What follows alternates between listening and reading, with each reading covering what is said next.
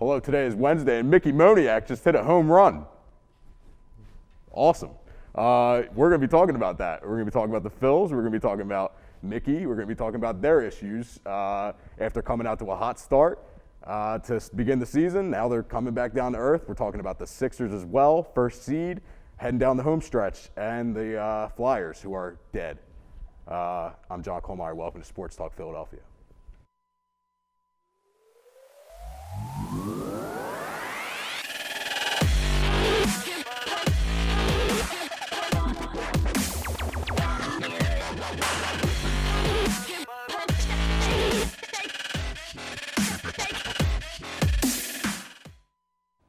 Hello and welcome to Sports Talk Philadelphia. Once again, I am John Kuhlmeier, joined by my friend Caleb Flieger. Welcome, Caleb. What's going on, man? Nice to see you again. Good to see you as well. And my two remote correspondents, Shane Nolan, will show you first. Look at you.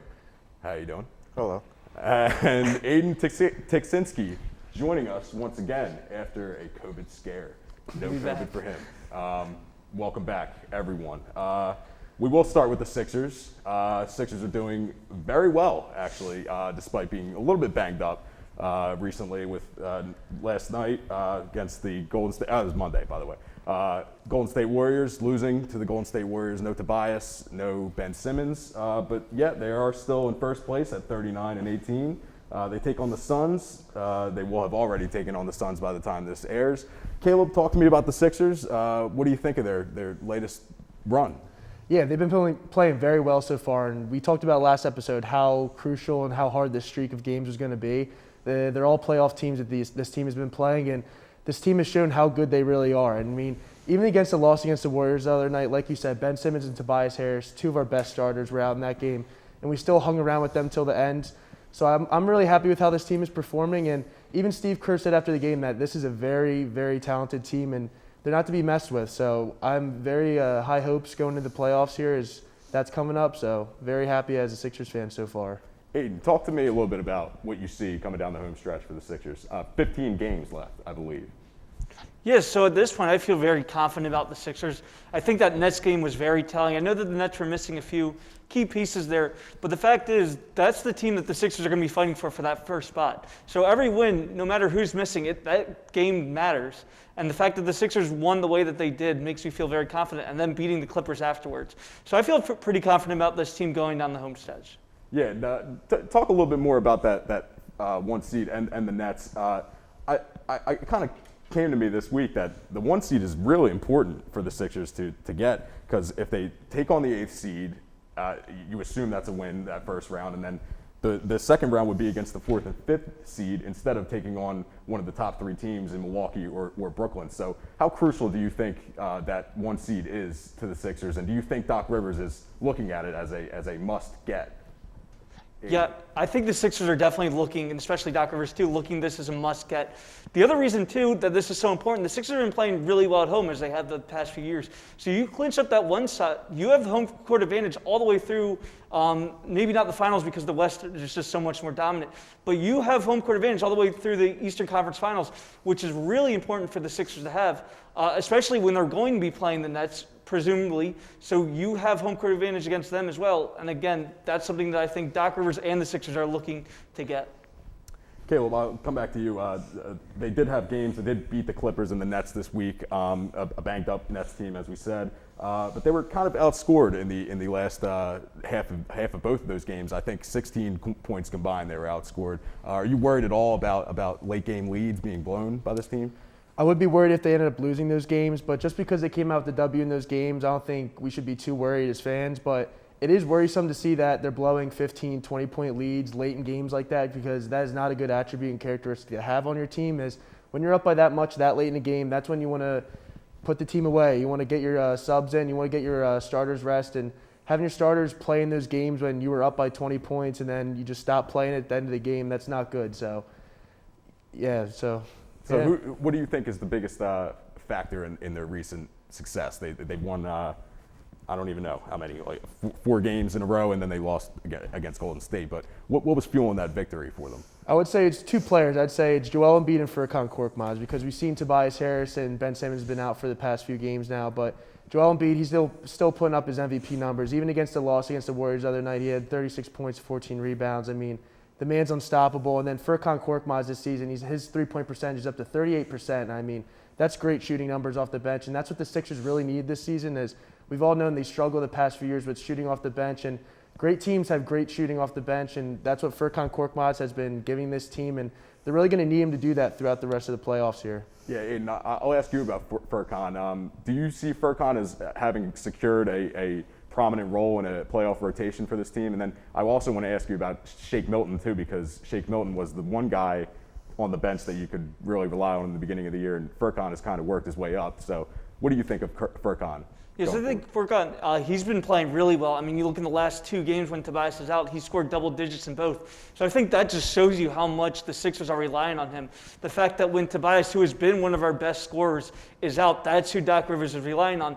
I think it's a good matchup with him and Shake, honestly, especially if you feel confident enough to take Ben Simmons out of the game. Now you have a point guard and shooting guard / small forward. That's something that the Sixers really haven't had as a backup or really any depth at before this season. So I think that should make us feel, as fans, much more confident than we have in the past. Yeah, we also saw the debut of George Hill the other night against Golden State. Played 16 minutes, 2 points, 1 for 5, I believe. Wasn't a huge game for him, obviously, but I think it was kind of what we expected. Did you see George Hill? Were you impressed at all by his performance? Right, I think we shouldn't, as 76ers fans, you shouldn't really expect anything out of that first debut for him. He hasn't played in the past 4 months because of a torn ligament in his thumb, so he's been recovering from that, hasn't been around live basketball play in a while now, so even Doc Rivers said that before the game. They don't want to rush him in. They just want to gradually work him in for the playoffs. I mean, George Hill has proved that he's still a great scorer and he's still a great player off the bench. So I think especially on a competitive team like the Sixers, he's going to really help us in the playoffs when maybe we've seen throughout the season where our bench has trouble scoring sometimes, and he might be another option to come off the bench and knock down some threes, as he was the leading three-point percentage shooter last NBA season. So he's a very good, valuable piece off the bench, and I expect he's going to only get better with more minutes played, as especially he's on a new team too. He's got to get used to everybody he's playing with. Aiden, I'll come back to you. Tough game will have already happened by the time this airs, but Nostradamus me. Sixers versus the Suns. A lot of it is contingent on Ben Simmons and whether or not he can play, but do you see them securing a victory against the Western Conference's second seed? Yeah, I just don't. And that's just because, like you said, it depends if Ben Simmons plays or not. The fact that it's an illness and not an injury is very concerning because you know that the league's going to be very strict about guys being sick even if it's not COVID-related, which at this point doesn't seem to be. So I think that he doesn't play, and that really is going to hurt the Sixers, I think, especially with Tobias also being out with his leg injury. So I think that they just don't win this game. Just wrap us up for Sixers Talk. What do you see as the primary factor in securing a 1 seed as we move into the final stretch of the season? Caleb? The Sixers just have to keep up what they've been doing the whole season, is playing as a team, shooting the ball well, and playing defense. And when they're doing that, they win games, and that's as simple as that. So they've been doing it all season long, and I don't expect that to change going up to the playoffs. I truly believe they're going to be the number 1 seed going to the playoffs. So they've earned it this year. They've really stepped it up, and the coaching from Doc Rivers and even the step up in play from Embiid and Ben Simmons and Tobias this year, it's been great. So it's going to be great playoffs. Aiden, do the Sixers secure the 1 seed when the season ends? I think they do, and at this point, it's just because they've played so much as a team. I know that the Nets, as we talked about, have all these all-stars. They really haven't played that much together. And now James Harden seems that he's going to be out for a while with a hamstring injury. I think that the Sixers, they've already come together as a team. They're going to keep gelling. And I think that the Nets aren't going to be able to gel. I don't think they will at all this year, honestly. So I think the Sixers do get that 1 seed. All right. And with that, we will move into a little bit of Phillies talk. Phillies coming back down to earth a little bit after a hot start, sweeping the Braves, and now they are below 500 for the first time this year. We did get an Aaron Nola shutout, complete game shutout against St. Louis on Sunday, so that was good. But I think fans are kind of weary about the Phillies right now. Caleb, I'll start with you. What's your impressions of the Phillies so far? Yeah, I'm not totally worried yet, but obviously some signs of worry is starting to show with this team. I mean, obviously the first series of this season, they played the Braves and they sweeped them, and that pretty much all Phillies fans were going nuts about that, thinking it's a new improved team. But like last year, probably 15 games in, the bullpen starts to erupt. And last night against the Giants, they're giving up 6 earned runs in the 7th inning. I mean, that type of stuff just can't happen. And I mean, it's shown that the bullpen has killed the Phillies in the past couple of seasons. It's been the reason they haven't made the playoffs because their offense has been ranked very good in MLB, and also their starting pitching has been above average. So when that bullpen isn't clicking and not allowing runs like they have been, I mean, the Phillies just aren't a good team. Shane, I'll bring you in now. Do you see the bullpen as still the biggest problem for this team, or is there something else? It's part of the problem right now, but also the offense isn't clicking on all cylinders. I mean, you have basically two guys going at one time, and right now the only people who are driving this offense are Bryce Harper and Gene Segura, but last night Gene Segura got hurt. So, I mean, you just have Bryce Harper right now. Last year the offense was top 5 in MLB and only second behind the Dodgers for first in the National League. But right now, they're not getting as many runs as they should. But the bullpen is definitely a problem. And to Caleb's point, last night, Connor Brogdon, he's the one who let up all the runs, but he hasn't let up any runs since August of last year. Yeah, and I'm glad you brought up the lineup, Shane, because the lineup is hitting 234 as an average, which is 15th in the league, which kind of speaks to how good pitching has been in the league. But do you see the lineup as a huge problem, and especially that leadoff spot where they're hitting only 200 with Andrew McCutchen? Yeah, I think that the offense, it's not as much that concerns me just because these guys, most of them are already veterans. I think that it's just a little bit of a slump. I can see them getting out of it. My biggest concern is there's certain guys that just aren't playing well, and that does concern me, especially Andrew McCutchen. The thing is with some of these guys, they're still young, so I'm okay with that. McCutchen, as he's gotten older, he's definitely regressed, especially since he tore that ACL a couple years ago. So the fact that he's not playing well at leadoff, especially hitting, that is a big concern for me because he is a veteran guy that we do need to be playing well in order for us to win. Yeah, and let's talk a little bit about big play Mickey. Big hits from Mickey lately. Mickey Moniak taking over for Adam Hazley, who left the other week. And the Phillies are kind of going through a little bit of an injury patch right now with Gene Segura just going down. They did call up Scott Kingery once again. Kingery wasn't hitting that well in the minors, so we'll see how that turns out. 1 for 26, I believe. Do you think injuries are going to play a big role in this team over the next week or so, Caleb? Yeah, it's definitely going to play a role. And like Shane said earlier, I mean, Gene Segura has been one of our top hitters this season. I mean, strained quad, that's at least 4 weeks out there. I mean, Didi's been also, his average is a little lower, but he's been a great glove in our field, and he's also had some clutch hits to knock in some RBIs. So when you take those two out of it, it's a big struggle. I mean, especially in pretty much center field, we got no one out there. I mean, I think I could play center field better than the guys we got. I mean, Roman Quinn's batting, I think, 110. I mean, that's abysmal. And then you got Mickey Moniak. I mean, he's young. He was a number 1 overall pick, but he's showing no signs of what a number 1 overall pick is. I mean, he had 1 home run today. I mean, it's all right, but, I mean, his average is also like 120. So, like, nothing is, I don't know. Definitely not looking good for the Phillies for me. More production from the younger guys. Aiden, the fact that they called up Scott Kingery despite his low numbers and didn't call up Odubel Herrera, do you think that speaks to how far away this team is from wanting to make that commitment after his struggles off the field? Yeah, I don't think it has much to do with that as it is they don't have a lot of infielders in that minor league team that they have. So I think it's calling Kingery up to replace Segura rather than as another like center fielder because that's a position they were talking about him playing. I do think that if Moniak and Quinn keep struggling and Hazley doesn't come back soon, I think that they would be willing to go with Odubel.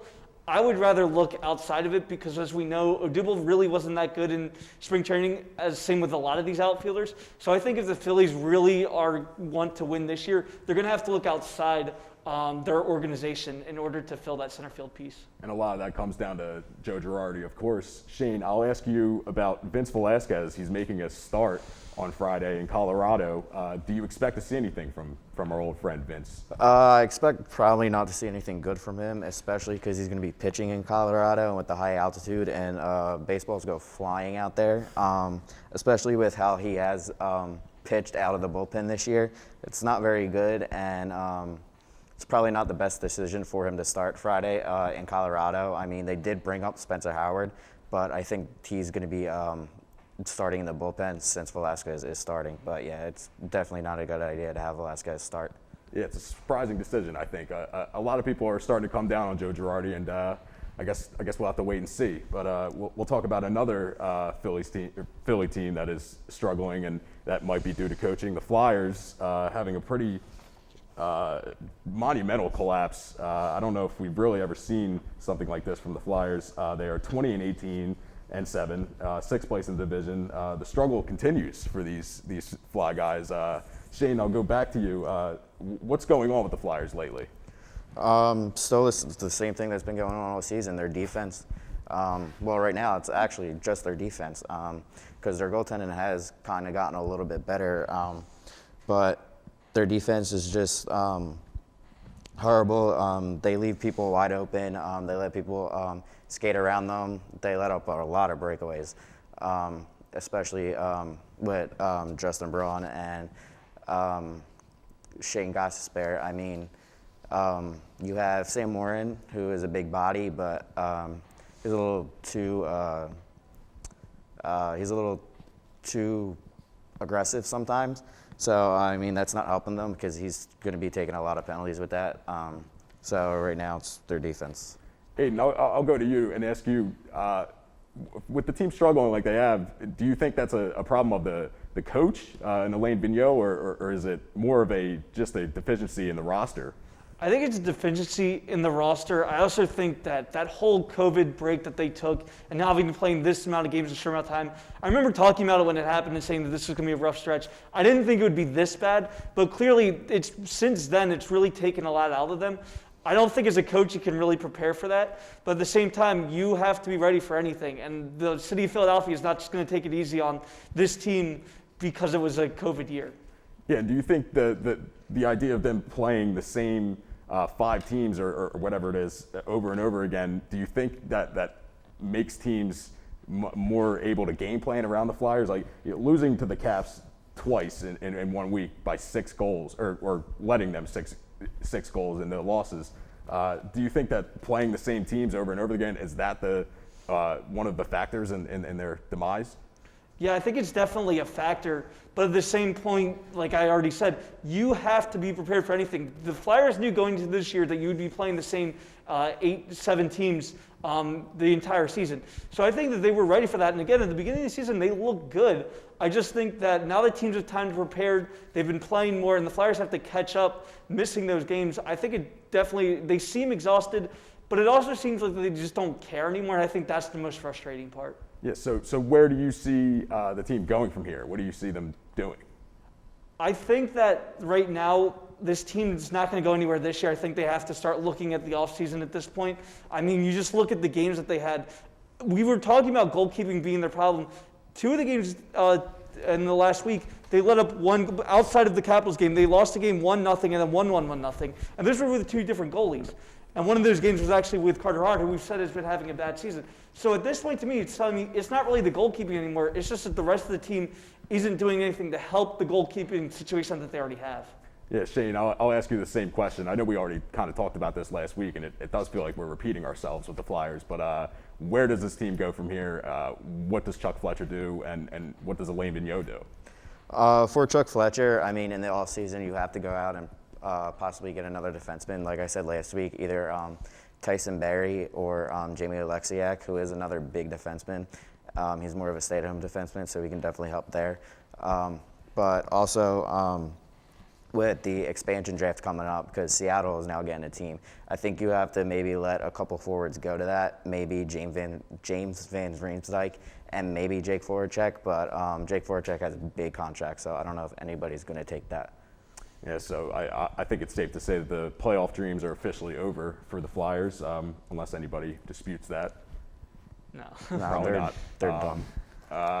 Yeah, so that's pretty much all we have to say about the Flyers. They're awful, and they need to get better. We're very angry at them. With that, we will move into Fast 5 to wrap up the show. Caleb, I'll start with you. The NFL draft is a week away. Coming up fast, and the Eagles have the 12th pick. This isn't about the Eagles. This is just your favorite prospect in the NFL draft. Yeah, this NFL draft is loaded with talent. I mean, we haven't seen this much talent in a draft like this in a while. I mean, just the offensive talent and even the defensive talent that is on both sides of the football is unreal this year. And pretty much if you have a pick in the first round, you're probably going to get a very good starter next year. So my favorite player I have in the draft this year is Kyle Pitts. I mean, he's the tight end from Florida. He is a Philly native. He went to Archbishop Wood High School. So he's 6'6". He's a tight end. He runs a 4.4. I mean, he's just a freak athlete. I mean, we haven't seen the numbers put up in a combine that he's doing at the height he's been at and the position he's at. So whoever's getting him, I mean, if he falls out of the top 5, I better expect Howie Roseman to be trading up for him. But Archbishop Wood, my alma mater. Oh, there you go, alma man. mater. Is that how you say it? I saw Kyle Pitts walking around the hallways, actually. It was pretty interesting. Now he's a big-time guy. Aiden, who's your favorite NFL draft prospect this year? I'm looking at the quarterbacks right now. I think that they were very underrated going in. I mean, Trevor Lawrence, I think, obviously going number 1 to the Jags. But I think that Justin Fields, he's someone that I've watched a lot play at Ohio State. I think that he was very underrated. He had a great pro day. So those two I'm definitely looking at having a huge impact for whatever team they get drafted to. Yeah, who do you see the Eagles ending up with at 12? Or do you see them moving up even? Yeah, I think it's very hard to say who they're going to get. I was hoping maybe they'll be able to get Patrick Surtain. I don't know if he'll be available. If he is, then we should definitely get him. And if we trade up past the Cowboys, who's the team that most likely to get him, if the Eagles don't, then I think the Eagles should get him, if they move up to the top 10. Well, whatever they do, I'm sure Howie will mess up something. So, Probably. Yeah. So that was cold. I didn't mean to say that about Howie. He probably watches this. Shane, I'll go to you. No, I won't go to you for this. Aiden, I'll go to you for the NBA MVP, Jokic or Embiid. Who do you see coming out with that award? Yeah, I think at this point, again, I'm big on Embiid the whole year. I do think that he should be the MVP. I think it would be ridiculous if the league decided it wasn't. The third guy who I'm going to throw in who you didn't mention, who's been playing very well for a very average team, Steph Curry. He went off on the Sixers, but he's been going off the last couple of games. And I think that, again, you don't have Klay Thompson right now with that team. So if the Warriors make it, I think that Steph should definitely be considered an MVP candidate, although I do think that Embiid will end up winning. Yeah, I like that because 41 points per game in the past 9 games for Steph Curry, that's a pretty absurd number. Real fast, Caleb, who do you see coming out with the MVP award? It's got to be Embiid, just because he is the main reason the Sixers have the number 1 seed. I mean, you look at the Nuggets; they're still a playoff team, but they aren't a number 1 seed like the Sixers are. I know Nikola Jokic; he's a great player, putting up great, almost triple-double numbers right now. He's missed 0 games this season, and Embiid's missed around 18. I still think that just has no factor with how Embiid's been playing this season. The man's just dominant, and even on the defensive side of the floor, Embiid is a lot more dominant than Jokic is. Jokic is not a defensive player of the year type talent like Embiid is, so I think just because of defensive and the scoring, I mean, we haven't seen a player like Embiid in a while, so he should definitely win MVP. Yeah, it would be great to get a Sixer to get that award after many years. Shane, now I'll go to you. Who do you see as the best pitcher in the MLB right now? Right now, it's Jacob deGrom on the season. He has a .45 ERA, 3 games played, and 35 strikeouts. And you'd think his win-loss record right now would be 3-0, but he's actually 1-1 because the Mets cannot score any runs for him. But he's the best pitcher in the league right now. Aiden, do you concur with that opinion? I disagree. I love watching DeGrom pitch, but the guy that I'm watching right now is Shane Bieber. This dude is just striking everyone out. In the first 4 games, he had 48 strikeouts, which tied a record with, I think it was Nolan Ryan. So you see that he is on this elite level this season. Again, I love watching DeGrom, but I want to watch records be broken every single time that I watch a game, and Bieber's doing that right now. Yeah, I love the Biebs. I'm glad you brought him up, and I'm a big fan of Shane Bieber. This question, we're going to need a picture on this one. I don't even know if the remote correspondents can see it, but those are the Cincinnati Bengals new uniforms. Look at those. High contrast picture. Can't really tell what they look like there, but Caleb, you have seen the uniforms, correct? Yes, I like them, dude. What do you think?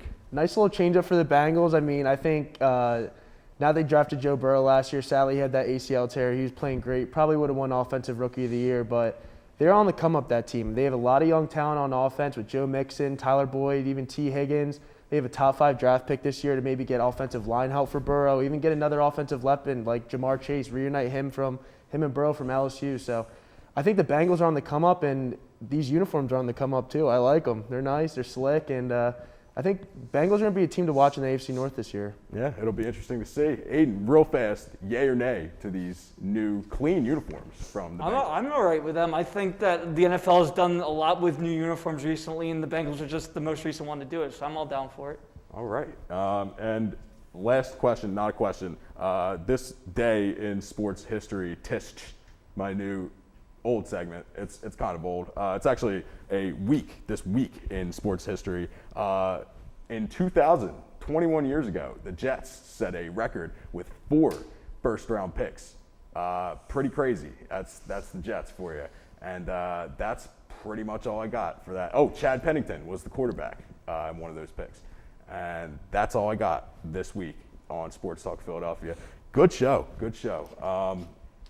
Yeah, so check out our Twitter if you would at Sports Talk. Sports Talk LTV. There it is. Yeah, I forgot the Twitter, but we're posting fun stuff all the time over there. And come back next week. Join us again. We'll talk all sports next week.